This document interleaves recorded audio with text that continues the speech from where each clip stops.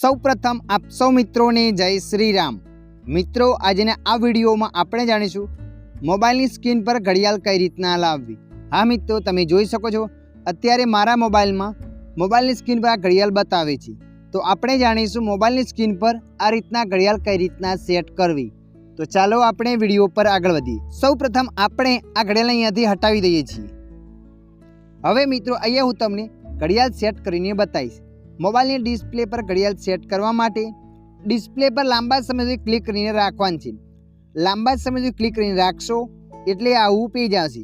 તો મિત્રો, અહીંયા તમારે ક્લિક કરી દેવાનું છે। એના પર ક્લિક કર્યા પછી આગળ આવું પેજ આવશે। તો મિત્રો, અહીંયા તમારે થોડા નીચે સ્કોર કરીને જવાનું છે। થોડા નીચે સ્કોર કરીને જશો એટલે તમારે અહીંયા ઘડિયાળના નિશાન પર ક્લિક કરી દેવાનું છે।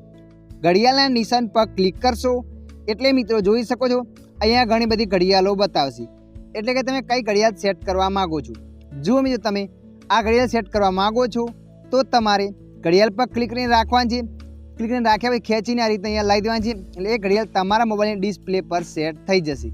તમે જોઈ શકો છો મિત્રો, અહીંયા મારા મોબાઈલમાં ડિસ્પ્લે પર આ ઘડિયાળ સેટ થઈ ગઈ છે। આ રીતના તમે પણ તમારા મોબાઈલની ડિસ્પ્લે પર ઘડિયાળ સેટ કરી શકો છો। કોઈ બીજી સેટ કરવી છે તો આને હટાવી દેવાની છે, હટાવીને બીજી પણ સેટ કરી શકો છો। મિત્રો, તમે લાઈવ પ્રૂફ જોઈ શકો છો।